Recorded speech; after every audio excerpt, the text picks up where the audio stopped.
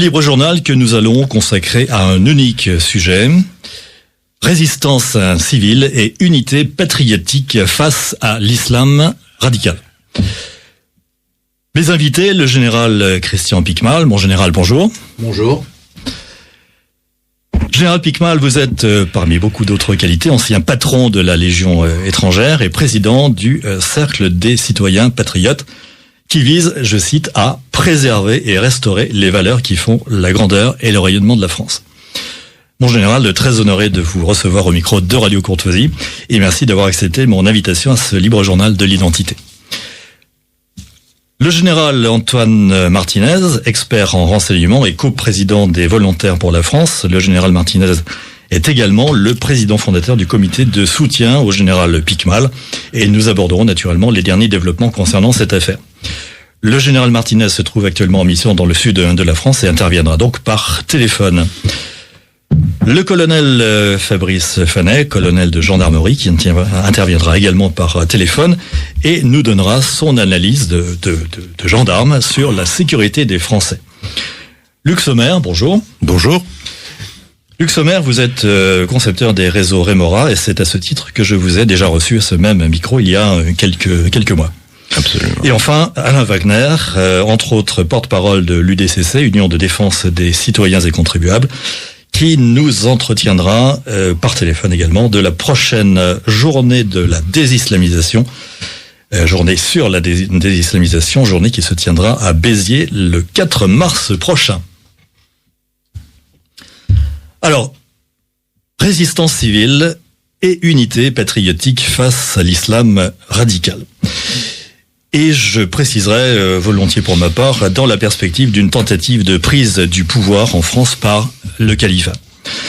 Un intitulé que d'aucuns trouveront alarmiste, mais je crois savoir, à mes auditeurs de Radio Courtoisie et au-delà, que mes invités vont vous prouver que la question d'une prise de pouvoir, partielle ou totale, par les forces du califat, c'est-à-dire par l'État islamique en Irak et en Syrie en tant qu'État, en tant qu'unité territoriale, cette prise de pouvoir a cessé d'être une simple vue de l'esprit.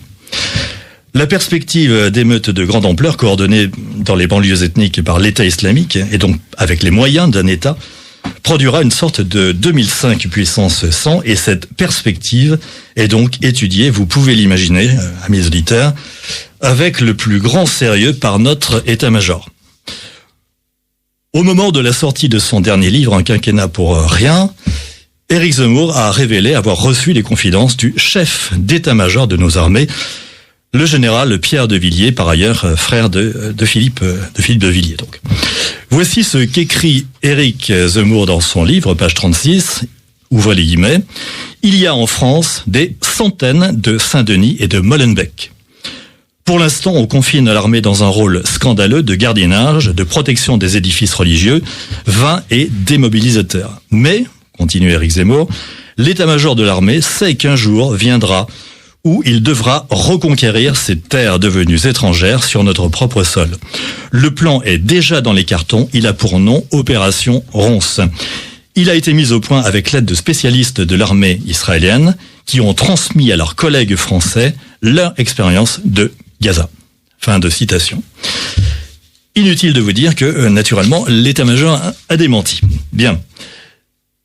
Dans leur livre « Un président ne devrait pas dire ça », paru en octobre dernier, Gérard Davet et Fabrice Lhomme rapportent les propos suivants du président de la République, François Hollande. J'ouvre les guillemets, il s'agit d'une citation, je cite notre président de la République, François Hollande. Sur l'immigration, il y a à la fois des choses qui marchent, très bien, bon, c'est la ritournelle habituelle, il y a à la fois des choses qui marchent très bien, et, poursuit François Hollande, l'accumulation de bombes potentielles liées à une immigration qui continue. Parce que ça continue. Je pense qu'il y a trop d'arrivées d'immigration qui ne devraient pas être là. C'est Sisyphe, on les fait par les Français, et puis arrive un autre groupe, et il faut tout recommencer, et ça n'arrête jamais. Donc, il faut qu'à un moment, ça s'arrête. Qu'il y ait un problème avec l'islam, c'est vrai, nul n'en doute. On ne peut pas continuer à avoir des migrants qui arrivent sans contrôle, dans le contexte, en plus, des attentats. Fin de citation. Donc, amis auditeurs, ce n'est pas moi qui parle, c'est le président de la République. Nous sommes bien d'accord, François Hollande. Ce même François Hollande, dans ce même livre, un président ne devrait pas dire ça, évoque la perspective d'une sécession de territoire sur le sol français. J'ouvre de nouveau les guillemets, donc c'est François Hollande, président de la République, qui parle. Comment peut-on éviter la partition ? Sous-entendu, naturellement, la partition du territoire national. Car c'est quand même ça qui est en train de se produire, la partition. Fin de citation. C'est quand même ça qui est en train de se produire, la partition. Hollande ne parle pas d'une éventualité dans un futur indéterminé, il parle d'un processus qui a déjà commencé et qui se déroule sous nos yeux. Et donc au vu et au su de toutes les autorités de la République jusqu'au sommet de l'État. Inutile de vous dire que Hollande a également démenti avoir tenu ses propos à ces deux journalistes. Dernier point avant de lancer le débat avec mes invités, un tout récent article du site safirnews.com. Safirnews.com étant l'un des sites de référence de l'islam en France avec oumma.com, alkans.fr, agib.com, l'islaменfrance.fr et beaucoup d'autres. Un article au titre évocateur, je cite le titre de cet article, « Des raisons de nous insurger au quotidien ». Des raisons de nous insurger au quotidien. Alors si je parle bien le français, le titre de l'article fait référence à une insurrection, si je parle bien le français. Bien. Un article qu'il faut lire entre les lignes, naturellement, puisque au premier degré, l'auteur parle de désobéissance civile, de lutte populaire non violente, etc. Donc il faut décrypter. Mais quand même, l'un des intertitres est particulièrement explicite. Je cite cet intertitre de l'article. « Nous avons le nombre, à quand la force ?» Nous avons le nombre, à quand la force ? C'est un titre absolument super, il faut le reconnaître, c'est très bien ciselé, bravo à l'auteur. Je cite toujours cet article du site musulman safirnews.com. Ouvrez les guillemets, « Il suffit que 3,5% de la population se mobilise pour qu'un régime tombe. » Donc, citation. Il suffit que 3,5% de la population se mobilise pour qu'un régime tombe. Alors, je me suis posé la question, mais au fait, sont-ils déjà 3,5% Eh bien, je voudrais rappeler ce sondage de l'Institut Montaigne, paru il y a quelques mois, qui donne ce chiffre. 28% des musulmans de France sont pour l'application en France de la charia, c'est-à-dire de la loi islamique. Proportion qui monte à 40% chez les moins de 25 ans. Bien, alors ces 28% de musulmans considèrent par conséquent que la charia doit remplacer les lois françaises. Il n'y a pas de compatibilité entre les lois françaises et la charia. On applique soit les lois françaises, soit la charia, mais on peut difficilement appliquer les deux. Alors je me suis posé la question, j'ai fait une petite simulation. Ça représente quoi, 28% des musulmans qui considèrent que la charia doit remplacer la loi française, la loi de la République. Alors, j'ai pris le chiffre de 6 millions de musulmans. C'est le chiffre qu'on nous sort depuis pas mal d'années maintenant, voire de dizaines d'années. Je pense qu'on est relativement loin maintenant des 6 millions. 6 millions par rapport à la population totale de notre pays de 65 millions, ça fait 9,23%. Et ce qui fait, en reprenant le chiffre de l'Institut Montaigne de 28% de musulmans radicaux, 2,6% de musulmans radicaux sur l'ensemble de la population française. Si nous prenons le chiffre de 7 millions de musulmans, c'est un chiffre qui a été donné de manière tout à fait officielle, sans être démenti par Dalil Boubaker. Donc c'est un chiffre qui peut être relativement crédible, toujours par rapport à 65 millions d'habitants dans notre pays. Eh bien, nous montons à 10,77% de musulmans, et ça nous fait 3% de musulmans radicaux.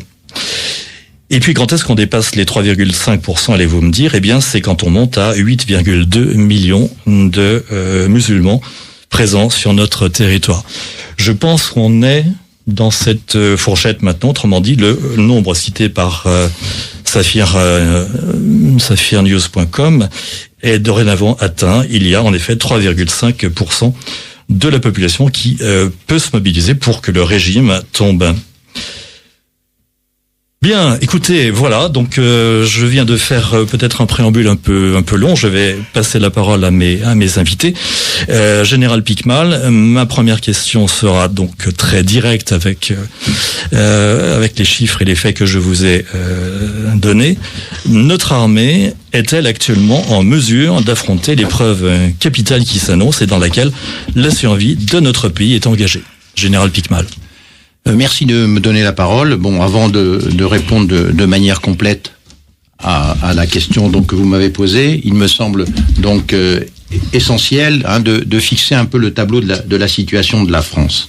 Alors, la France, le président de la République a eu l'occasion de le dire il y a déjà un certain temps, la France se trouve donc en état de guerre. Et il y a donc des conséquences assez logiques quand on se trouve en état de guerre. D'abord, il faut identifier l'ennemi, ce qui paraît être... Et ensuite, essayer de le mettre hors de combat de manière à ce qu'il ne nuise pas. Et donc, ça nécessite qu'il y ait une véritable déclaration de guerre et ensuite une conduite de la guerre. Voilà. En plus, si on est en guerre, dans un état de droit, il y a un état de droit du temps de paix et un état de droit du temps de guerre. Aujourd'hui, bien que l'on soit en guerre, on est toujours dans un état de droit du temps de paix, bien que ce soit l'état d'urgence. Donc ça, c'est une première anomalie. Alors, aujourd'hui, est-ce que nos moyens militaires, la question posée, que ce soit les forces de sécurité, que ce soit la police, la gendarmerie, les forces armées, sont-elles en mesure de pouvoir traiter donc le terrorisme islamiste? Alors, vous le savez tous, les moyens ces dernières années, c'est depuis à peu près une dizaine d'années, de toutes ces composantes de la sécurité de l'État ont été réduits de manière assez considérable et amputés donc des moyens humains et matériels. Donc il est évident qu'aujourd'hui, que face à ces déflations successives et aux baisses de budget qui ont été donc imposées par l'État, quel qu'il soit, les moyens globaux de la défense sont insuffisants. Donc aujourd'hui, pour répondre de manière plus complète, qu'est-ce qu'on peut dire qu'il faudrait donc faire pour pouvoir être en mesure de répondre à la menace qui est réelle, 250 morts en année, on l'a vu, le Bataclan, le 14 juillet 2016 Nice, avant donc les attentats du début de l'année 2015, 250 morts, avec apparemment un élément nouveau d'ailleurs ce matin qui nous a été communiqué. Il semble qu'il y ait eu un militaire de l'opération Vigipirate qui a été amené à utiliser son arme parce qu'il était agressé par une arme, avec une arme blanche, pour quelqu'un qui avait dit à l'Abgar. Donc on voit que cette menace est une réalité concrète, puisque un militaire faisant partie de l'opération Vigipirate, qu'on appelle au sein des armées Sentinelles, a été amené donc en état de légitime défense à ouvrir le feu sur un agresseur. Voilà. Alors aujourd'hui, qu'est-ce qu'on peut dire? Je pense qu'il y a, à mon sens, 4 actions à conduire. La première, c'est de mettre effectivement hors d'état de nuire des terroristes islamistes qui, et c'est là qu'il est important de dire, sont pour la plupart français et qu'il convient donc d'éradiquer. Cet ennemi est donc français, il n'est pas en uniforme, donc les lois de la guerre imposent qu'un ennemi soit là, et il agit contre des civils. C'est quelque chose d'absolument donc fondamental. Et donc, qu'est-ce qu'il faut faire pour mettre en état de nuire ces citoyens qui pour la majorité sont des Français? Eh bien, il faut bien sûr s'occuper d'abord d'éradiquer l'endoctrinement, la première chose. Ensuite, ces réseaux où il y a aussi l'hébergement, le transport, et bien entendu la fourniture d'armes et d'explosifs, puisque ces gens-là, bien sûr, travaillent en réseau complet. Quand il y a un déclenchement d'une action comme celle qu'il y a eu avant, elle est préparée de longue date. Donc ça, c'est la première chose qu'il a à faire. La deuxième chose qu'il est souhaité et que les forces de sécurité assurent, et on verra qu'il faut des moyens complémentaires pour le faire, c'est reprendre le contrôle progressif des quartiers sensibles, ce qu'on appelle aussi les zones de non-droit. Des hommes politiques ont mis qu'il y en avait une centaine en France. Or, on sait qu'aujourd'hui, les forces de sécurité, quelles qu'elles soient, ne pénètrent pas dans ces zones de non-droit, de manière à pouvoir donc rechercher les armes, les munitions. Et la deuxième chose qui me semble impératif de faire, c'est assurer le contrôle de nos frontières, c'est-à-dire savoir qui entre et qui sort, puisque c'est quand même ces points d'entrée et de sortie qui permettent à des terroristes islamistes de pouvoir agir, d'être souvent renforcés, d'avoir des moyens qui viennent de l'extérieur. Donc, quitter l'espace Schengen pour la France. Voilà, quitter donc ce qui implique bien entendu que l'espace Schengen à minima, puisque une fois qu'on est dedans, on a la libre circulation des biens et des personnes. Je pense qu'il faut aller aujourd'hui, compte tenu du risque du terrorisme islamiste, aller plus loin, que chaque pays assure le contrôle de ses frontières dans les deux sens, entrée-sortie, ce qui permettrait déjà de limiter quand même la pénétration ou la sortie du territoire, puisqu'on sait que beaucoup de gens sortent, vont en Syrie et ensuite... Le troisième domaine dans lequel, à mon avis, il faut intervenir, c'est celui du renseignement. Il faut utiliser au maximum des ressources d'anciens militaires, d'anciens gendarmes, de policiers, les entraîner, les sélectionner, afin qu'ils puissent faire du recueil du renseignement et des informations dans l'environnement, puisque c'est la population qui est la mieux à même, c'est-à-dire ça vise à compléter les voisins vigilants qui existent déjà, et là c'est traité donc des personnels spécialisés, anciens militaires, anciens gendarmes, anciens policiers, de manière à utiliser leurs compétences dans des domaines dans lesquels ils ont déjà œuvré. Enfin, un quatrième point que je voudrais noter, c'est celui de l'éducation. Aujourd'hui, je crois que l'éducation nationale doit être réformée en profondeur.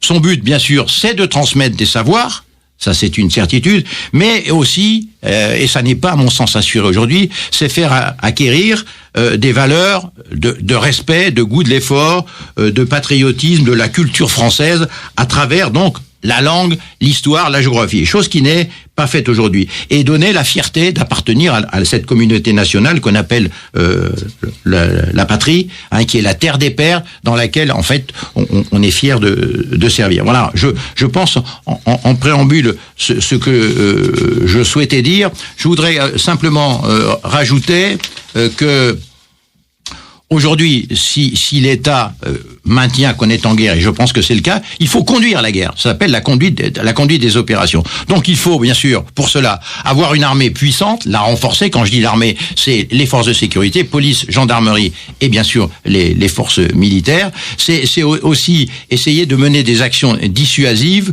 pour permettre, au niveau des moyens, une synergie entre la population et les moyens militaires. Donc, c'est pour moi l'engagement de tous les citoyens. Bien sûr. Alors, dans la défense, pas seulement les moyens militaires, comme la question m'avait posée, mais pour moi, pour pouvoir éradiquer le terrorisme islamiste, c'est bien entendu avoir un engagement de tous les citoyens, et il faut donc que les politiques fixent des objectifs clairs qui permettent à chacun, à la fois aux forces, d'assurer et donc d'avoir une complémentarité entre les forces de sécurité de l'État et le peuple et la population. Parfait, mon général. Nous vous avons bien entendu effectivement sur ces points importants.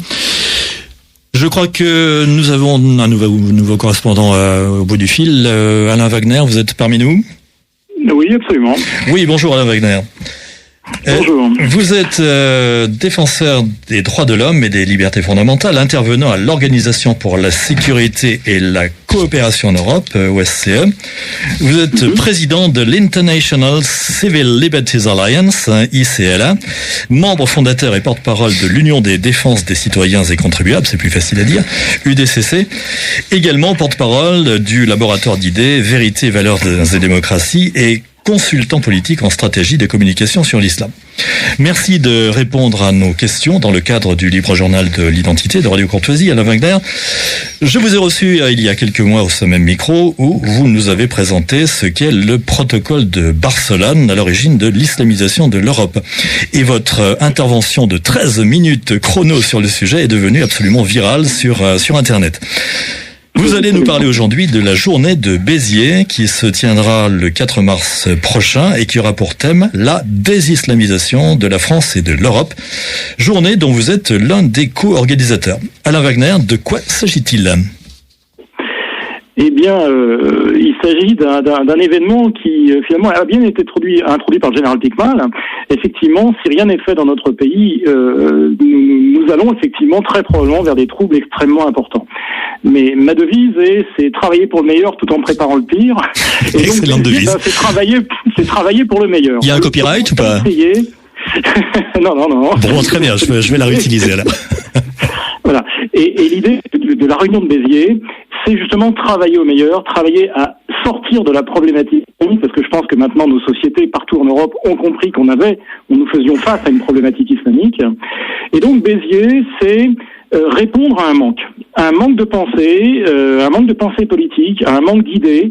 Nous assistons aujourd'hui à un ratage complet, à une incapacité complète de la classe politique européenne à penser la problématique islamique sur des bases réelles.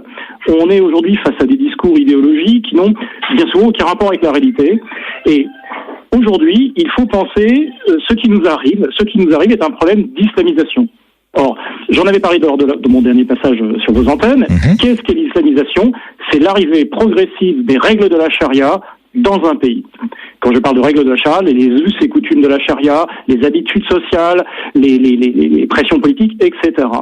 Cette arrivée ne se fait pas toute seule. Cette arrivée, elle est programmée, aidée, accompagnée et mise en œuvre par des pays étrangers, donc les pays de l'Organisation de la coopération islamique. C'est une stratégie qui est mise en œuvre depuis des années et dont nous sommes les victimes. Nous subissons un processus d'islamisation, donc qui vise à faire transformer nos sociétés pour la rendre homogène, compatible avec les règles de la charia, qui, je rappelle, effectivement, c'est la loi islamique.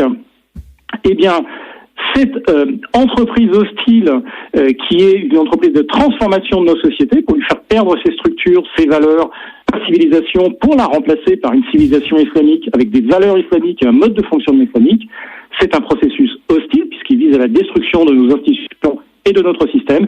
Il convient de lui appliquer un contre-processus. La solution à l'islamisation, ça n'est pas la multiculturalité, ça n'est pas la tolérance, c'est la désislamisation. Alors, désislamiser, est-ce qu'il est nécessaire de prévoir de nouvelles lois ou bien est-ce que nous avons une panoplie de lois suffisante pour l'instant ? Alors, globalement, il suffit simplement d'appliquer ce que nous avons comme règle aujourd'hui et peut-être simplement de préciser certains points ici et là, parce que notre classe politique, comme je le disais, celle qui est censée émettre les lois, les voter, les discuter en tout cas, n'a pas produit l'analyse qui lui permet de comprendre ce qui est en train d'arriver en ce moment. Voilà. Par exemple, aujourd'hui, vous promenez dans la rue en faisant la promotion de l'idéologie nazie, vous êtes inquiété par la justice et vous êtes très probablement condamné. Aujourd'hui, vous faites la promotion d'une idéologie politique qui s'appelle la charia, qui est à peu près d'un contenu équivalent à celui du nazisme. Je vous laisse la responsabilité de vos propos, Alain Wagner. Ça n'engage pas la radio, on est bien d'accord.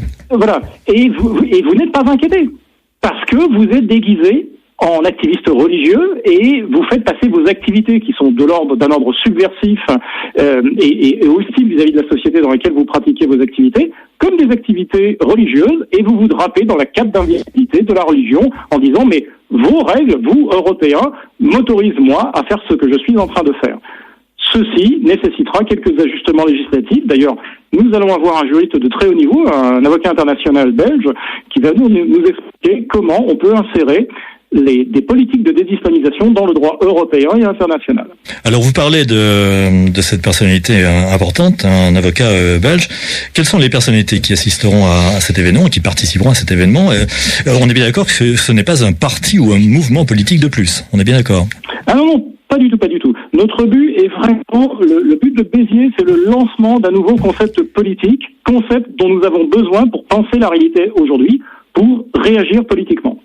Alors, nous aurons plus de 10 intervenants. Nous aurons Rodon Lafontaine, que vous avez déjà reçu, qui va nous évoquer l'émergence historique de la charia, pour savoir mettre à tout le monde à niveau sur la charia. Qu'est-ce que la charia ? Alain de Peretti qui va nous parler des politiques de désislamisation dans la consommation, le général Antoine Martinez qui va s'occuper de l'armée, de la défense, de la sécurité, Jean-Yves Le Gallou qui va nous parler du secteur de la communication, Karim Ouchik qui va nous expliquer qu'un politique aujourd'hui peut porter ce discours de désislamisation, ainsi qu'il le fait, Philippe Chancey-Villemotte, donc notre intervenant belge, donc avocat international qui va s'occuper de la partie du droit, etc. Jean-Pierre Legendre qui va nous parler de l'éducation. L'éducation est absolument fondamentale. La désislamisation. Le général en a parlé, en effet, oui. Voilà, c'est principalement de l'éducation, principalement. La répression n'intervient qu'en deuxième position, après avoir été expliqué, accompagné et suivi par un processus éducatif. Seuls les plus récalcitrants, ceux qui vraiment ne veulent pas se conduire comme des citoyens loyaux à la France, devront subir des rétorsions, ce qui est bien normal quand on viole la loi, parce qu'il s'agit de loi, c'est un processus légal, la désislamisation. Quand on viole la loi, on est puni, c'est normal. Enfin, moi j'interviendrai, Robert Ménard aussi, qui est notre hôte, interviendra, et puis d'autres intervenants.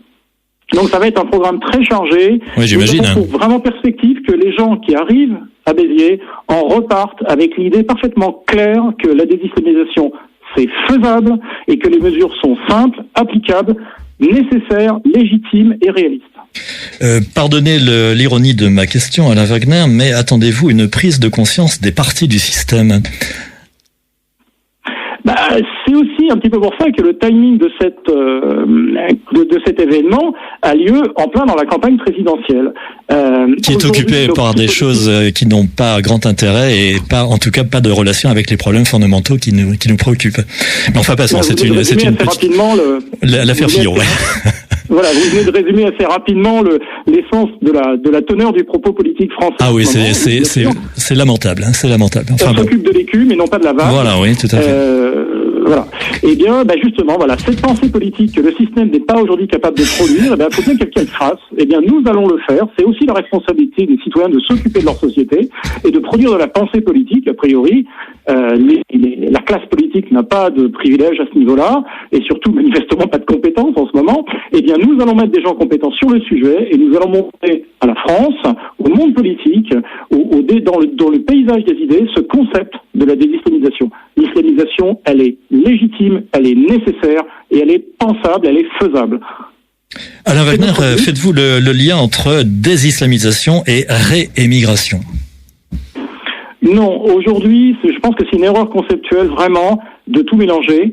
L'islamisation aujourd'hui est devenue un problème différent de celui de l'immigration. Bien sûr, il y a des zones de recouvrement, l'un fait empirer l'autre, etc. Mais aujourd'hui, on a un problème sur le sol français, avec, comme le faisait remarquer le général, avec des citoyens français qui ne sont même pas, des fois, issus de l'immigration. Aujourd'hui, n'importe qui en France peut se convertir, être endoctriné par des organisations, devenir un djihadiste et devenir un tueur de Français. Un problème franco-français, et penser qu'on peut résoudre le problème qu'on a aujourd'hui avec l'islamisation en fermant les frontières, c'est un leurre. Enfin, c'est peut-être une condition nécessaire, pas suffisante, mais nécessaire peut-être, non ? Ce sont deux problèmes différents. L'immigration de masse est bien sûr un problème qui doit être traité, mais traité de manière spécifique. L'immigration n'est pas aujourd'hui un problème de type politique. Il n'y a pas de problème c'est le problème des politiques, mais ce n'est pas un problème politique. L'arrivée de la charia dans une société démocratique est un problème fondamentalement politique, puisque la charia est un ensemble de règles qui est totalement antidémocratique, totalement incompatible avec le fonctionnement de nos institutions. C'est donc un vrai problème politique. Il convient d'avoir une réflexion politique à ce sujet. Parfait, Alain Wagner. Donc, je rappelle, journée de Béziers sur la désislamisation de la France et de l'Europe, parce que j'imagine naturellement que c'est un problème européen, que vous allez l'ouvrir à l'Europe entière, bien sûr. Le 4 mars prochain au Palais des Congrès de Béziers. Inscription sur www.désislamisation en un seul mot.eu. Et j'imagine, Alain Wagner, que vous conviez, tous les auditeurs de Radio Courtoisie, n'est-ce pas? Bien sûr. De mon point de vue, et je pense du point de vue de la plupart des intervenants, ce jour sera vraiment un jour historique dans la pensée politique française et peut-être même européenne. C'est le jour zéro de la reconquête. On ne peut pas gagner une guerre si on ne sait pas où on va. C'est pas le général, je pense, qui tout à l'heure va intervenir, qui le contredira. Tout à fait. Et le chemin de la victoire pour nos sociétés, qui nous permettra d'éviter la guerre civile, c'est la désislamisation. Il n'y a pas d'alternative. Alain Wagner, je vous remercie et je vous souhaite bon courage pour la préparation de cette journée de Béziers. Merci. Merci beaucoup. À très bientôt, Alain Wagner. Eh bien, donc, retour dans le studio avec des questions d'auditeurs. Alors, une question qui tombe à point. Je lis, pourquoi n'y aurait-il pas un coup d'État de l'armée française pour sortir de notre guêpier? Alors je pense qu'il est utile, général Picmal, de bien préciser que vous êtes totalement légaliste. Vous n'êtes pas un séditieux, n'est-ce pas? Non, je crois qu'il est indispensable de le préciser. On est dans un État de droit. La légalité, le respect de la légalité est un principe essentiel. Et donc notre démarche s'inscrit, je crois, pour tous les patriotes. Le rôle du peuple, c'est de, pour le moment, effectivement, de restaurer la grandeur de la France, mais en restant, et ça c'est un point fondamental, dans la légalité. Bien, d'autres questions. Alors, la question concernant vos problèmes judiciaires, mais nous allons le traiter lorsque nous aurons le général Martinez au bout du fil. Une autre question d'une auditrice. Quid du risque d'infiltration d'islamistes dans notre police, notre gendarmerie, notre armée? Et un compliment, merci chère auditrice, et merci pour cette excellente émission. Alors, Général Picmal. Oui, je crois que le risque est réel. Tout le monde a contact avec des forces de police. Il y a actuellement un contingent non négligeable, je dis pas d'islamistes, mais de musulmans au sein de la police. Et ça pose effectivement des problèmes. Dont il est difficile de faire le contour aujourd'hui, mais il est évident que dans toutes les forces de sécurité aujourd'hui, il y a à l'intérieur, que ce soit dans les forces de police, dans les forces de gendarmerie ou à l'intérieur de l'armée, il y a donc des musulmans français qui sont donc à l'intérieur de ces forces, et il est évident que très souvent le problème de la religion est très difficile à régler. Tout le monde a conscience du problème, mais il n'y a aucune solution pérenne qui a été actuellement trouvée. Donc d'autres questions, une question un peu négative, mais je la lis quand même avec tout le respect que je vous donne en général. L'énumération exhaustive de mesures évidentes ne me rassure en rien sur la gravité de la situation. Mais, chers auditeurs, nous n'avons pas voulu nier la gravité de la situation. Je pense que les choses sont très claires. Le but de cette émission, c'est de faire le point sur les actions possibles pour tenter de sortir notre pays, comme disait notre précédent auditeur, de ce guêpier. Un auditeur nous dit, tout ça c'est très bien, mais vous n'avez pas le pouvoir. En effet, nous n'avons pas le pouvoir, mais il y a peut-être des moyens de faire pression sur le pouvoir pour arriver à ce que nous souhaitons, à savoir la pérennisation de notre mode de vie, de notre culture et donc de notre nation. Un autre auditeur, j'ai essayé par tous les moyens d'avoir le protocole de Barcelone de 73, je n'y arrive pas, comment faire? Alors là, cher auditeur, vous me prenez un petit peu de cours, je n'ai pas mes documents là-dessus, mais en tout cas, bon, vous tapez en principe protocole de Barcelone et vous devriez tomber sur des sites qui vous parlent de ce protocole effectivement fondamental, puisque c'est un protocole qui explique totalement le processus d'islamisation de l'Europe depuis 40 ans. Écoutez, si un auditeur veut bien m'envoyer des codes d'accès précis avec des références précises à des sites, je suis preneur pour débloquer la situation par rapport à cet auditeur. Donc j'y reviendrai. Nous avons nos deux autres intervenants en ligne. Général Martinez, vous êtes parmi nous? Oui, bonjour.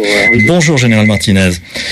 Donc vous êtes expert en renseignement et coprésident des volontaires pour la France. Vous êtes également président fondateur du comité de soutien au général Picmal.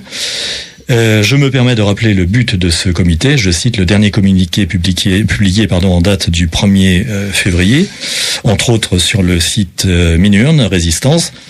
Ouvrez les guillemets, le comité de soutien a été fondé pour obtenir des plus hautes autorités la pleine et entière réhabilitation du soldat Christian Picmal, grand serviteur de l'État, injustement radié des cadres de l'armée après qu'il eut voulu alerter les services de l'État chargés de la sécurité du territoire et l'opinion publique dans son ensemble des dangers que faisait courir la situation anarchique à Calais et dans le Calaisis sur l'intégrité et la pérennité de notre nation. Par cette sanction injuste, c'est l'institution militaire dans son ensemble qui a été touchée et blessée. Fin de citation. Absolument. Je me permets de vérifier que notre intervenant est également à l'écoute. Non, malheureusement, me dit le technicien. Mais écoutez, donc, en général, je continue avec vous. Vous êtes au titre de président fondateur du comité de soutien au général Picmal. Est-ce que vous pourriez, à ce titre-là, pour les auditeurs de Radio Courtoisie, faire le point de l'action de ce comité? Nous avions général Martinez. Ce comité, c'était lorsque nous avions eu la mauvaise nouvelle qui avait été diffusée sur les sanctions qui étaient tombées sur le général Picmal.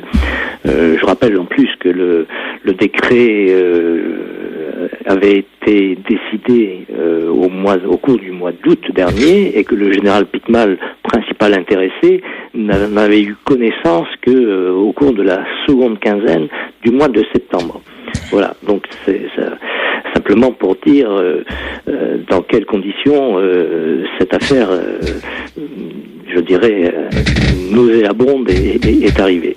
Donc notre réaction a été de créer un comité pour soutenir le général Picmal et essayer d'exercer un lobbying.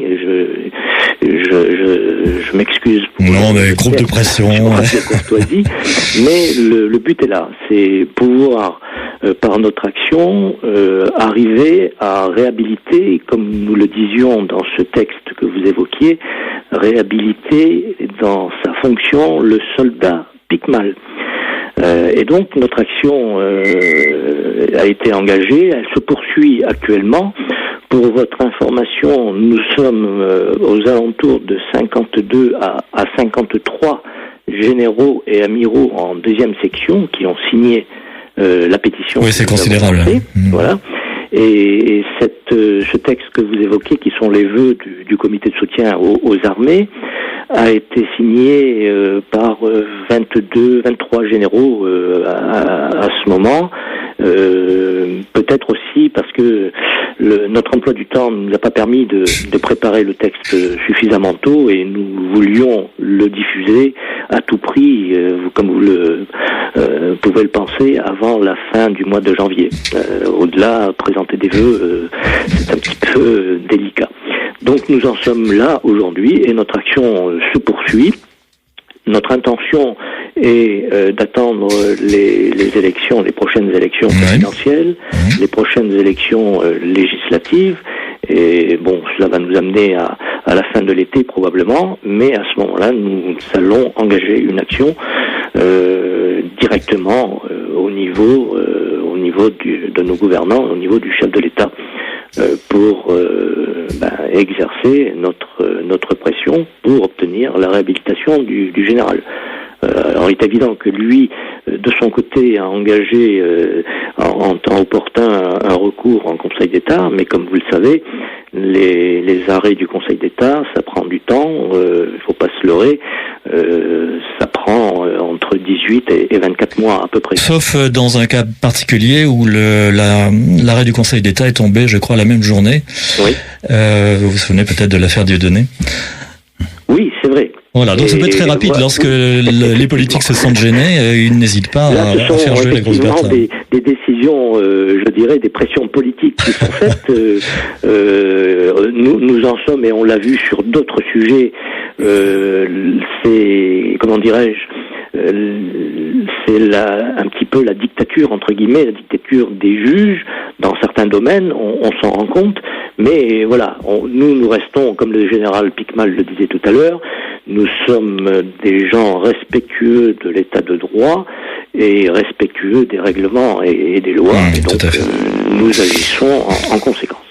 Général Martinez, vous êtes, je l'ai dit, co-président des Volontaires pour la France. Pourriez-vous préciser quels sont les buts de cette association et en quoi elle peut s'inscrire dans le thème de notre émission, je le rappelle, résistance civile et unité patriotique face à l'islam radical? Tout à fait dans la démarche qui est l'objet de votre émission aujourd'hui.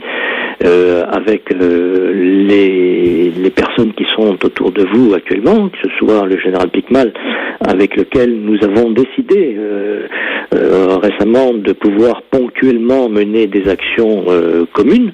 Et ce journal aujourd'hui en est un exemple et peut-être le départ, puisque c'est la première fois que nous sommes ensemble sur cette radio. Luxomer, même chose, avec son action, son concept Rémora, qui finalement est un peu complémentaire du nôtre, puisque pour schématiser, Luxomer s'occupe si je puis dire, du réseau renseignement, le maillage renseignement sur le terrain. Et nous, notre but, notre action, l'action que nous visons, c'est de rassembler également pour mener une action. Donc, comme vous pouvez le constater, il y a une complémentarité entre le renseignement et l'action. Alors, Général Martinez, vous restez bien en ligne, naturellement. Luxomer, nous venons de parler de vous, donc vous avez la parole. Vous êtes concepteur des réseaux Rémora. Est-ce que vous pourriez nous préciser d'abord, rapidement, je vous ai reçu à cette occasion, donc nous allons peut-être être un peu plus rapide, en quoi consistent ces réseaux Rémora et en quoi est-ce qu'ils s'intègrent dans une synergie avec les deux associations des généraux Picmal et Martinez, donc Volontaires pour la France et Cercle des citoyens patriotes. Voilà. Luc Sommer. Eh bien, Monsieur Dubost, je vous remercie de me donner la parole. Les réseaux Rémora, effectivement, ont été débattus il y a un certain nombre de mois, je crois au mois de mai dernier, sur votre antenne, et j'ai eu plaisir à expliquer que les réseaux Rémora sont un concept plutôt qu'une association, puisque nous ne sommes pas constitués sous la loi de 1901, afin de répondre précisément à la préoccupation, à la crainte ou aux conséquences d'une inquisition permanente qui est commune à toutes nos sociétés ou à toutes les sociétés contemporaines. Beaucoup de personnes ne souhaitent pas signer de leur nom au bas d'un parchemin pour plagier Georges Brassens. Ouais. Et également, eu égard à la spécificité des missions que nous nous sommes assignées, à savoir, comme le disait le général Martinez, effectivement, le renseignement opérationnel, qui, a priori, peut sembler de loin comme étant une tâche annexe ou secondaire. Je pense qu'il n'en est rien, dans la mesure où aucune action ne peut être véritablement menée sur le terrain, je parle des services actions, sans que le service renseignement ne lui ait fourni les éléments qui peuvent être de nature fort différente les unes des autres, mais qui sont essentiels à la réussite de l'action, parce que si on ne sait pas où se trouve l'ennemi, qui il est, ce qu'il utilise comme technologie, quels sont les nouveaux venus, la topographie, etc., eh bien il est évident qu'on part un peu dans le vide et obligatoirement, c'est ce que j'appelais avant le syndrome d'Azincourt.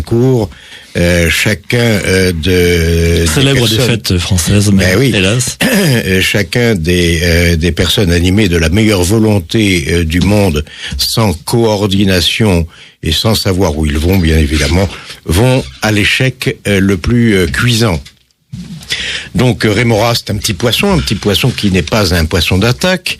Il se colle sous un requin qui, lui, est un poisson d'attaque. Notre propos est précisément de soutenir nos forces de défense, c'est-à-dire les forces armées, les forces de police, les forces de gendarmerie, la protection civile aussi d'une manière annexe et tout à fait fondée, dans le cadre de la lutte contre les personnes qui ont choisi délibérément d'attenter à notre civilisation et à la quiétude de notre population. Nous nous sommes fondés sur deux axes principaux, un axe horizontal qui est un maillage du terrain à l'identique un petit peu des structures définies par les voisins vigilants qui sont à un degré peut-être un peu moindre, sans que ce soit péjoratif bien sûr, de préoccupation des gens qui se sont regroupés au sein de cette association, les voisins vigilants ont pour objet de préserver la quiétude du voisinage, d'éviter les cambriolages, de signaler précisément aux forces de l'ordre les possibles attentats contre la personne physique ou la propriété des participants, enfin, et si vous voulez, nous avons donc les mêmes structures du point de vue organisationnel, mais avec un degré de préoccupation qui va un peu plus loin que la préservation du jardin, de la clôture et de la voiture qui est garée devant. Toujours désagréable de se la faire brûler ou autre, bien sûr. Mais notre propos est, outre cela, de considérer la menace terroriste qui est réelle, qui est patente, qui est larvée et dont on perçoit jusqu'au fond de nos campagnes les premières manifestations, hein, bien sûr. Bien, nous avons notre troisième intervenant au bout du fil, colonel Fanet, vous êtes parmi nous ? Oui, bonjour. Bonjour, colonel Fanet.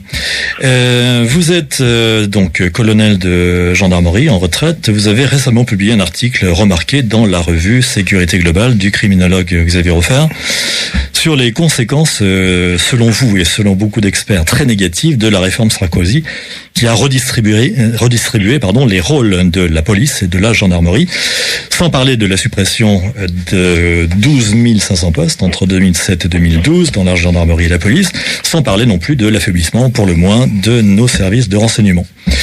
Peut-être aurons-nous le temps d'évoquer tous ces problèmes.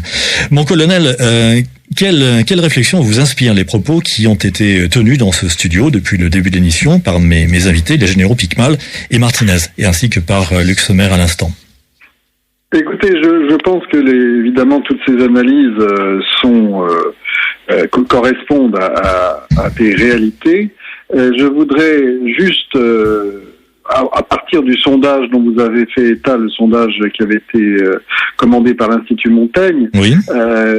Je voudrais juste dire que ce sondage implique tout simplement deux conduites, d'ailleurs conduites bien connues, qui avaient été mises en œuvre notamment qui doivent être mises en œuvre dans toutes les guerres révolutionnaires et qui l'avaient été d'ailleurs par l'armée française en Algérie. Quand on a affaire à une population, pour la moitié grosso modo, qui veulent s'adapter, s'intégrer, se séculariser, c'est 46%, je crois, dans le sondage, et que d'autre part, on a à peu près la même... on a un peu plus de 50% qui, pour 25%, souhaitent augmenter la présence de l'islam en France, et puis pour une 28%, comme vous l'avez dit, ils veulent tout simplement la primauté de la charia sur les lois. Je crois qu'il y a tout simplement deux axes d'efforts à déployer. D'une part, il faut protéger les premiers, ceux qui veulent s'intégrer, qui font des efforts et qui sont tout à fait en adéquation avec nos valeurs, nos façons de vivre, nos traditions. Et les autres, il faut tout simplement leur imposer les lois et leur montrer qui est le maître. Je crois qu'il n'y a pas d'autre solution. Alors, à partir de là, en ce qui concerne l'action à déployer pour essayer de résoudre ce problème très important qui concerne la France et notre époque, je voulais juste dire que la gendarmerie nationale, même si effectivement, et non seulement depuis la réforme Sarkozy, mais je pense à partir des années 90, la gendarmerie nationale qui effectivement n'est pas dans une période on ne peut plus faste parce que on a atteint au travers de ces réformes à son système d'armes, à sa logique essentielle qui est que elle ne fonctionne bien que dès le moment où il y a des gendarmes qui sont ancrés dans leur population et au sein de leur territoire. Ce système d'armes a été un peu ébranlé par les différentes mesures qui ont été prises depuis les années 90. Néanmoins, la gendarmerie conserve une force importante grâce à sa tradition, grâce à ses textes qui la régissent. Et je voulais juste montrer que dans le domaine du renseignement, qui est un domaine absolument essentiel en ce moment, on n'est pas encore dans le domaine de l'opérationnel à à plein régime. Dans le domaine du renseignement, elle déploie 2 initiatives qui, je crois, sont tout à fait complémentaires, notamment à l'action de Rémora ou des voisins vigilants, etc. La première s'intitule « C'est la participation citoyenne » qui a été mise en œuvre par des textes réglementaires à partir de juin 2011, qui donne, si vous voulez, au maire de chaque commune un rôle de point central, d'intermédiaire entre d'une part la gendarmerie et d'autre part la population. Grâce notamment à l'action des référents qui travaillent autour du maire et qui recueillent les renseignements nécessaires auprès de la population et les transmet à la gendarmerie nationale. Et grâce à cette participation citoyenne qui se développe dans différents endroits de notre pays, avec plus ou moins de bonheur en fonction évidemment des initiatives et de la vitalité des uns et des autres, la gendarmerie peut en retour diffuser des informations, donner des conseils et surtout recevoir bien sûr des signalements qui peuvent l'aider dans son travail de prévention ou de répression. Ce dispositif de participation citoyenne s'est accéléré, bien sûr, depuis les attentats de 2015 et montre bien, et la gendarmerie en est tout à fait consciente, bien sûr, que la sécurité, c'est l'affaire de tous, comme l'ont dit les intervenants. Et puis, deuxième point sur lequel je voudrais insister, c'est l'expérimentation des brigades de contact. Expérimentation qui va débuter à partir du 1er février dans une trentaine de départements. Donc qui a déjà débuté par conséquent. Exactement. Oui. Et donc ces brigades de contact, si vous voulez, partent de l'idée que il y a un certain déficit de renseignements actuellement, et donc au sein de chaque communauté de brigades, c'est-à-dire 2, 3 brigades qui ont été rassemblées, il va y avoir une petite brigade, souvent des petites brigades à 6, qui va être déchargée des enquêtes trop longues, qui va être déchargée des interventions et qui va être tout à fait concentrée sur le renseignement et surtout et aussi sur le contact avec la population. Alors, c'est une expérience donc qui commence, qui débute, qui sera mise en œuvre sur 6 mois à peu près. Et à l'issue de ces 6 mois, il y aura bien sûr un ensemble de textes et un ensemble de modes d'action qui seront arrêtés. Je trouve que cette initiative de la direction de la gendarmerie répond justement à ce constat que depuis, grosso modo, les années 90, il y a une distance, malheureusement, qui s'est instaurée entre les gendarmes d'une part et la population d'autre part. Donc là, j'y vois un point optimiste, si vous voulez, qui va permettre de rapprocher les gendarmes de sa population. Voilà. Il y a bien d'autres choses à dire, notamment sur la réserve et la création de la garde nationale en 2016, mais bon, c'est l'essentiel étant, je crois, concernant notre sujet, sur la participation citoyenne et les brigades de contact. Colonel Fanet, le ras-le-bol des policiers défraye la chronique. Il y a régulièrement des manifestations dans les rues de nos policiers. Une exaspération également perceptible dans les rangs de la gendarmerie, ou est-ce que vous pensez que pour l'instant elle est relativement protégée par rapport à ce sentiment de déclassement des policiers ? Écoutez, je crois que les gendarmes ne sont pas dans l'exaspération. Au travers des contacts que j'ai par-ci par-là, à la fois à la direction et puis dans les provinces, je crois que les gendarmes ne sont pas dans cette exaspération. Ceci étant, je crois plutôt qu'ils demanderaient vraisemblablement à retrouver une mobilisation qui faisait leur fierté. Je crois que les gendarmes, au fur et à mesure des années, depuis les années 1990, ont été un petit peu démobilisés par les différentes réformes, par la baisse du temps de travail, etc., par la création des communautés de communes, qui, comme je vous l'ai dit tout à l'heure, a séparé le gendarme de sa population et de son territoire. Donc le gendarme actuellement est, je crois, est un petit peu à l'affût de mesures, à l'affût de nouvelles ambiances qui lui permettra de retrouver tout l'allant qu'une vocation bien accomplie peut donner. Voilà. Je crois qu'ils sont en attente de mesures vives et qui pourraient les redynamiser. Très bien, colonel Fernet. Vous restez à l'écoute pour la suite de l'émission? Oui, bien sûr. Je vais redonner la parole au général Martinez. Vous êtes toujours parmi nous, général? Bien sûr. En général, donc très bien. Mon général, vous n'avez pas votre langue dans votre poche, ni votre stylo d'ailleurs, puisque vous êtes l'auteur d'un livre remarqué au titre sans ambiguïté, devoir d'expression d'un citoyen pas ordinaire. Oui. J'imagine que c'est vous le citoyen pas ordinaire, c'est bien ça? Oui, ben écoutez, on peut le lire, le pas est entre parenthèses. Oui, j'ai vu que le pas était entre parenthèses. Je suis un citoyen ordinaire comme tout un chacun, et puis du fait d'avoir servi sous l'uniforme pendant une quarantaine d'années, ayant une certaine expérience dans de différents domaines, j'ai aussi, je dirais, j'enlèverai le pas entre parenthèses dans ce cas-là. Mais cela dit, c'est vrai que les généraux en deuxième section, le général Picmal est à côté de vous et le sait, nous sommes soumis au devoir de réserve, même en deuxième section. Mais moi, deuxième section, soyons clairs pour les auditeurs de Radio Courtoisie, ça veut dire en retraite, c'est bien ça?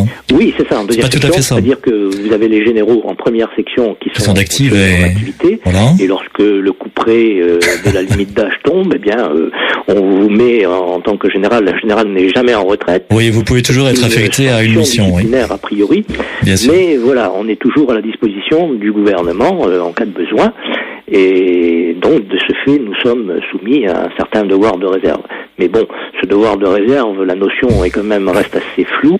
Et personnellement, j'ai estimé ces dernières années que si j'étais soumis à un devoir de réserve jusqu'à présent, je considérais qu'aujourd'hui, j'avais non seulement un droit, mais un devoir d'expression. En tout cas, en général, vous ne vous en privez pas, puisque vous écrivez de très nombreux articles, en particulier sur les sites Mignonne, Résistance et Riposte laïque.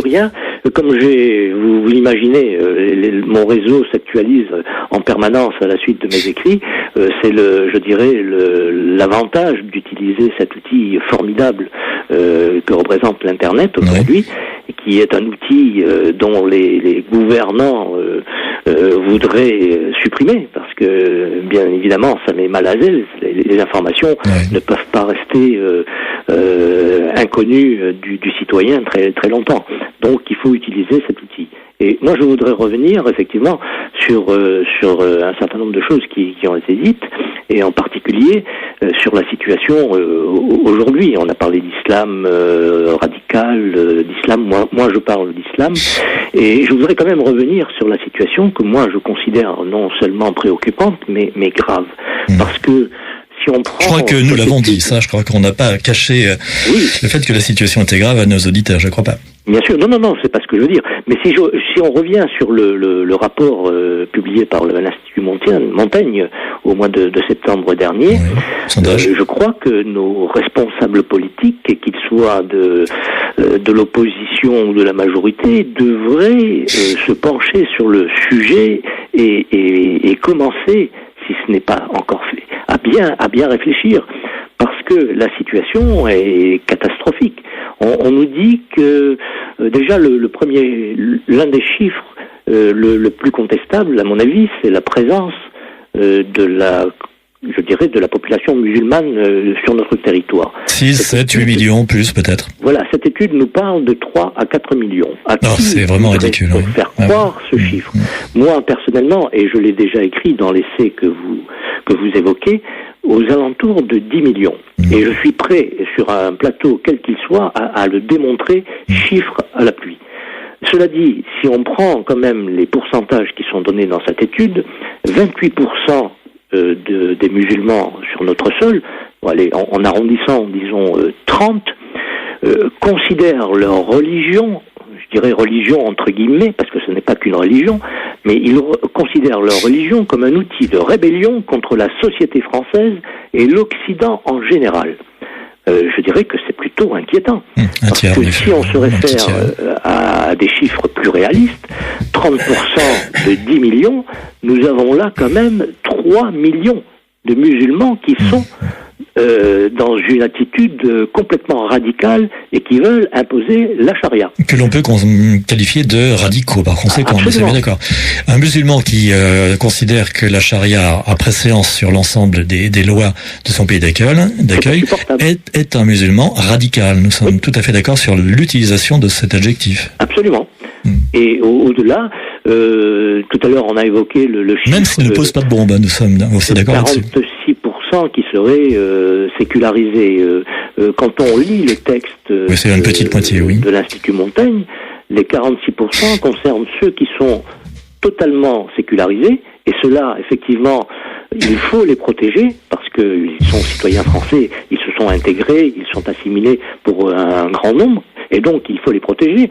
Mais 46%, là on nous dit totalement sécularisés, ou en train d'achever leur intégration. C'est pas du tout la même chose.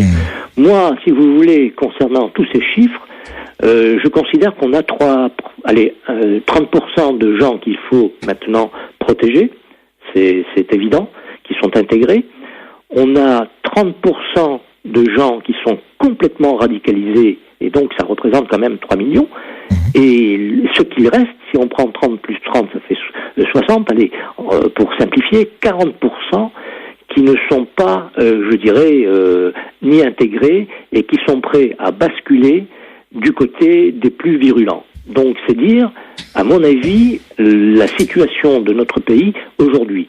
D'ailleurs, vous l'avez indiqué dans votre préambule, même notre président de la République en est conscient, puisqu'il reconnaît que nous sommes sur une voie de partition, parce qu'il y a un certain nombre de zones qui ont été constituées, qui sont des Molenbeek, équivalents de Molenbeek, et on en a des centaines sur le territoire national. Oui. Donc, que le président de la République avoue cela, je dirais, pratiquement à la fin de son mandat, c'est dire la lâcheté de nos politiques depuis des années pour n'avoir rien fait sur ce sujet.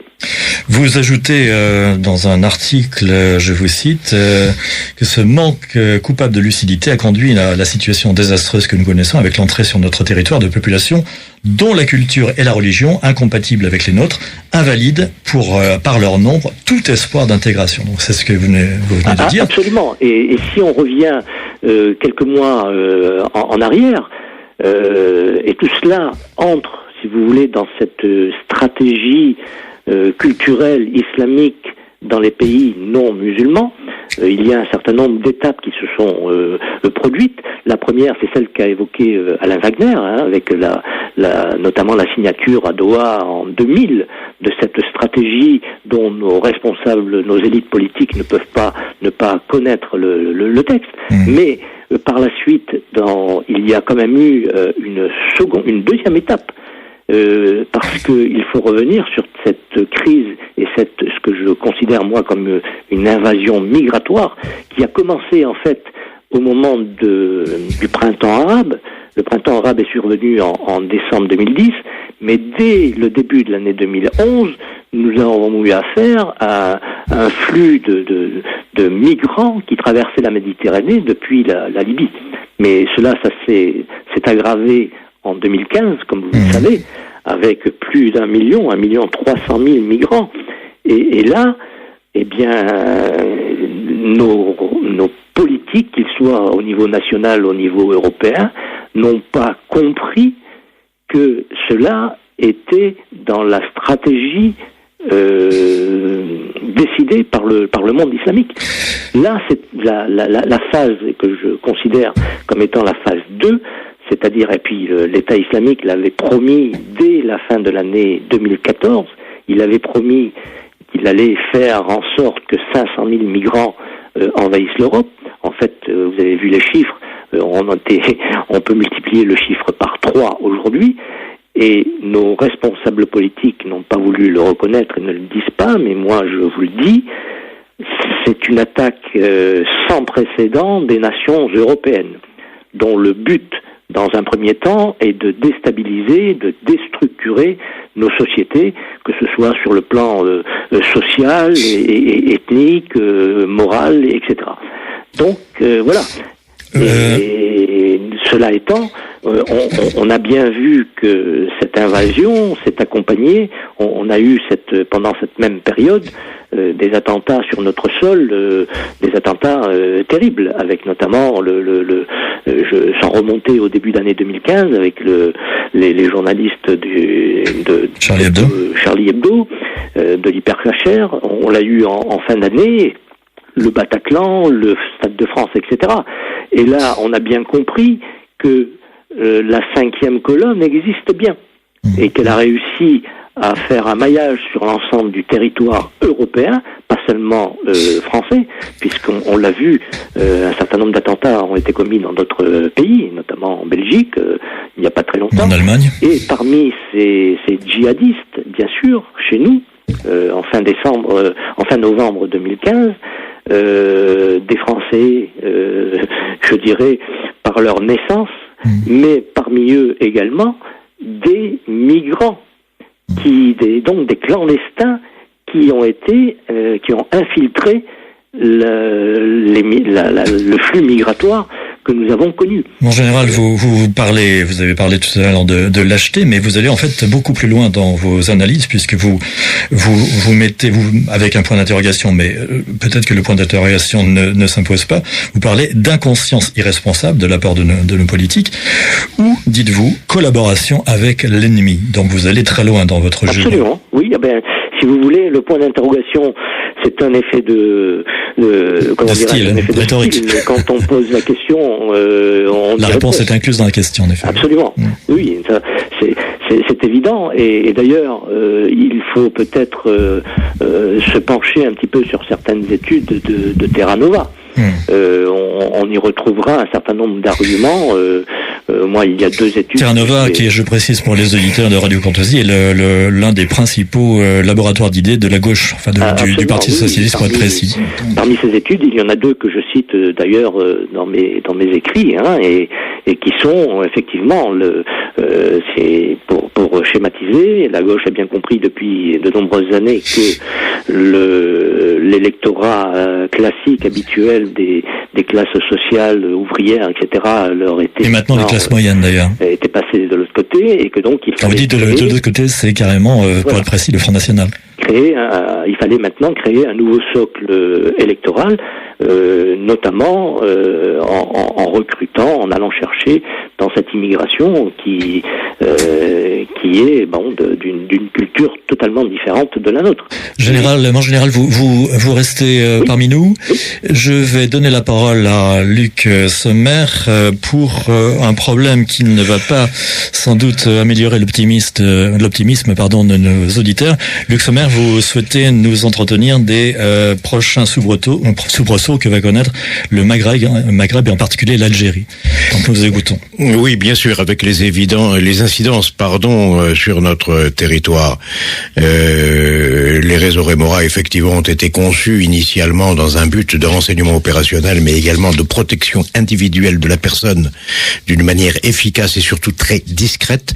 Mais nous avons à craindre vraisemblablement un nouveau tsunami migratoire, qui procédera de la déclaration de vacances de la présidence algérienne. Tout un chacun sait très bien que qui est imminente d'après vos analyses, cette déclaration de vacances est imminente. Elle est imminente, à mon avis, effectivement, elle est imminente. On peut même penser qu'elle pourrait advenir dans les semaines qui viennent.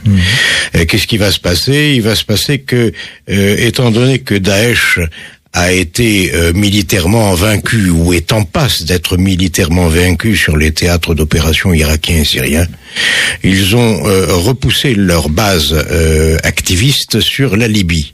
Or, ils ont raté leur coup sur la Libye parce que la raison d'être de Daesh était précisément d'accentuer la dichotomie entre les sunnites et les chiites, alors qu'en Libye, il n'y a pas de chiites. Il y a 99% de musulmans sunnites. Donc, ils ont reconverti un petit peu leur stratégie et ils ont infiltré le gouvernement dit légal de Tripoli. On sait très bien que depuis Scipion l'Africain, les gens de la Cyrénaïque, comme les gens de la Tripolitaine, se sont toujours envoyés des cailloux à la tête. Voire des pierres. Voire des pierres. Et que le prétexte qui avait été mis en avant par Monsieur Sarkozy pour aller assassiner le président Kadhafi, qui entre parenthèses était peut-être pas vraiment un démocrate au sens occidental du terme, on peut pas dire non, mais qui avait le grand mérite de contenir le flux islamiste violent dans les sables du désert. La déstabilisation provoquée par l'Occident et par la main de fer de Nicolas Sarkozy en Libye a ouvert la porte à une base militaire terroriste et djihadiste extrêmement puissante. Aujourd'hui, nous savons tous que le gouvernement tunisien, nos amis tunisiens voudront bien nous en excuser, mais le gouvernement tunisien d'aujourd'hui est un gouvernement fantoche. Il était un gouvernement fantoche en ce sens que tout le sud de la Tunisie, on peut dire presque de Foum Tataouine jusqu'à Monastir ou Asfax, est sous l'emprise quasiment officieuse, réelle plutôt, non pas officielle mais réelle de la charia, c'est-à-dire donc cette loi islamique qui remonte à Abdel Wahhab, l'arrière cousin par alliance ou gendre ou oncle plutôt du roi Abdelaziz Ibn Saoud en 1927. Quand il a voulu utiliser les théories rétrogrades, si vous voulez, les théories initiales de l'islam tel que développé par Abdel Wahhab, d'où le nom de wahhabisme, ils en ont fait une stratégie de conquête parce que ça a aidé à la stratégie de l'Arabie Saoudite. Et puis ça s'est développé comme on sait, avec l'aide souvent des Occidentaux comme les Anglais qui ont favorisé l'accession des frères musulmans au Caire, dans la région du Caire, et la bénédiction de Roosevelt sur le pacte du Quincy le 14 février 1945, qui a consacré précisément l'alliance de Dieu et du diable, on veut dire, l'échange de protection militaire des champs pétroliers saoudiens contre la puissance américaine. Bien, aujourd'hui, Daesh, pour en revenir à 2017, Daesh est bien implanté en Libye. On remarque également que la nouvelle administration américaine, je dis bien la nouvelle, c'est-à-dire celle de Donald Trump, a commencé à gifler d'abondance le terrorisme international en envoyant et en ordonnant des frappes très efficaces sur les bases djihadistes en Libye même, tout en continuant leurs actions sur la Syrie, en les amplifiant et en les changeant de direction plutôt, grâce à Dieu. Et tous ces braves gens se sont rabattus sur la frontière algérienne, puisqu'ils ont traversé la Tunisie comme dans une mode de beurre, avec des armes qui ont été payées par des financements saoudiens. Je ne dis pas de l'Arabie Saoudite, mais des financements saoudiens. On peut lire entre les lignes. Soyons prudents, effectivement. Soyons prudents. Oui. C'est assez intéressant parce que ces fonds saoudiens circulent partout, jusqu'en Espagne. On peut en toucher une fraction de seconde, un mot. Tout à l'heure, les instructeurs de Daesh ont réactivé, remilitarisé et réentraîné militairement parlant les cellules dormantes du FIS, le Front islamique du salut, qui avait été évincé du pouvoir légitimement gagné par les urnes en 1997, et tous ces gens-là se sont retrouvés formés à nouveau, refinancés, rééquipés, réinstruits, et participeront à 20% de ce nouveau tsunami migratoire. Le tsunami migratoire va provenir de tous les attentats qui vont survenir en Algérie lors de la déclaration de la vacance de la présidence algérienne. Malheureusement, Luc Sommer, nous avons un ennemi commun implacable, c'est le temps. Et il nous reste exactement 10 minutes pour conclure l'émission. Donc, en 2 minutes, je vais vous demander de conclure de votre point de vue par rapport à ce que vous avez d'important à dire à nos auditeurs. Oui, bien sûr, merci. Tous les mouvements de résistance, c'est-à-dire ce n'est pas une résistance contre l'État français aujourd'hui. Il faut pas qu'on se méprenne, ou il faut surtout pas qu'on dévie le sens profond de nos actions, et la résultante de la réflexion d'un certain nombre d'hommes, de militaires et de civils, comme le général Piquemal, le général Martinez, et certainement d'autres, et d'autres civils que moi, bien évidemment, nous avons, considérant la même dangerosité de la situation, avec les mêmes causes, voulu réagir un peu de la même manière. Donc il y a une unité totale, une collaboration totale entre, pour prendre l'exemple le plus visible, entre le cercle des citoyens patriotes du général Piquemal, les volontaires pour la France du général Martinez, les réseaux Rémora de votre serviteur, et bien évidemment d'autres que je ne citerai pas parce que d'abord je ne les connais pas, et c'est très bien ainsi, eh bien nous n'avons que pour but d'unir nos actions, unir nos informations, nos stratégies, et nous complémentariser les uns les autres. Colonel Fanet, vous êtes toujours parmi nous? Oui, eh bien écoutez, donc comme même punition que les autres, vous avez exactement 2 minutes pour conclure. Écoutez, je voudrais justement la suite de notre dernier intervenant souligner, moi aussi, Luc Sommer, je voudrais moi aussi souligner qu'il y a une toute totale convergence entre les actions des associations d'une part et l'action de l'État d'autre part, la police, la gendarmerie, l'armée. Ce sont des actions bien sûr différentes, avec des moyens différents, mais toutes doivent être convergentes. Juste souligner que la participation citoyenne, qui est donc cette possibilité pour n'importe quel citoyen au travers, en rejoignant le maire de sa commune et les référents qui l'entourent, d'être en étroite action avec notamment la gendarmerie ou même sans doute la police. On peut trouver le texte de référence certainement sur Légifrance, et texte qui a été édité le 22 juin 2011. En ce qui concerne la réserve dont je n'ai pas parlé, la garde nationale, il faut quand même savoir que cette garde nationale vient d'être créée et va faire monter notamment la réserve de la gendarmerie de 28 000 à 40 000. Donc là, s'il y a des citoyens qui veulent rejoindre la garde nationale et notamment la gendarmerie, ils peuvent aller sur le site Garde nationale pour trouver des renseignements. Et puis enfin, je voudrais recommander le livre d'Anne-Marie Delcambre qui s'appelle L'Islam des interdits, édité chez Desley de Brouwer. Une grande islamologue française. Exactement, docteur en civilisation islamique, agrégé d'arabe classique, qui est un livre, un excellent livre très court et très clair, qui détaille au travers de l'analyse du Coran, les 70 interdits de l'islam.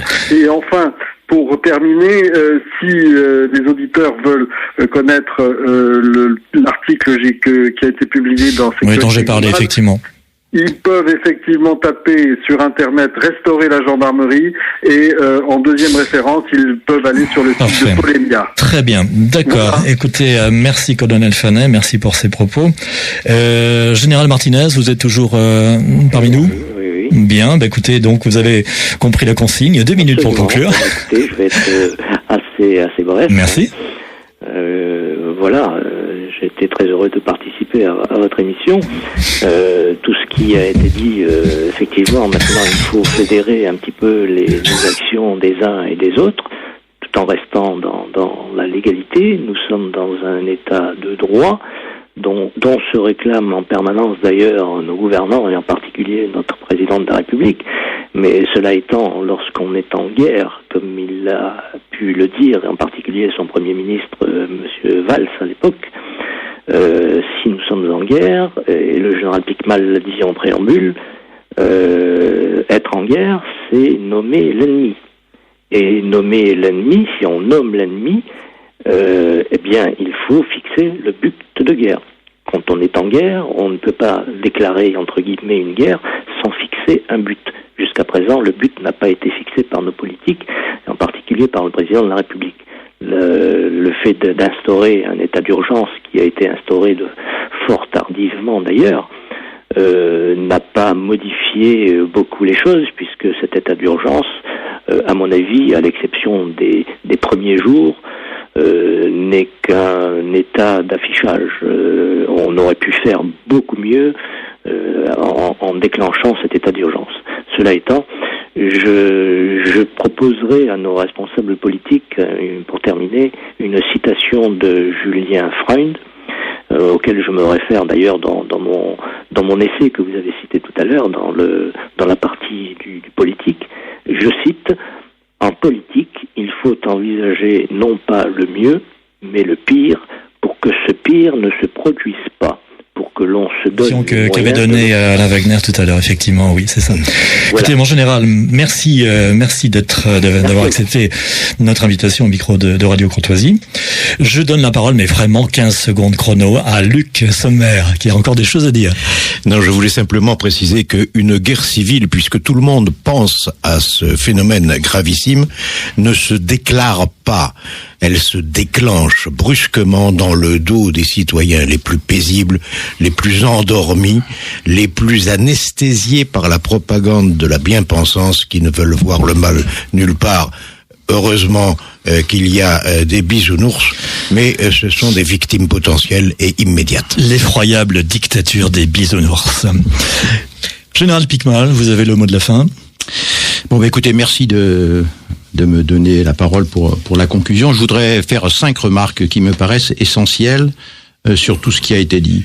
La première, c'est qu'il y a un signe extrêmement tangible de la gravité de l'islamisation de la France, qui est, on l'a dit, et je le dis fortement, la partition envisagée du territoire national par le chef de l'État. Ça, c'est un marqueur qui me paraît absolument fondamental et que tout le monde doit avoir en tête. À partir du moment où une autorité politique, chef d'État, envisage la partition du territoire national, c'est que l'islamisation a déjà pénétré de manière extrêmement profonde à l'intérieur du territoire national. Bon, la seconde, je voudrais revenir sur un point qui a été avancé par Alain Wagner, qui donc a décidé de faire cette journée du 4 mars de la désislamisation de l'Europe.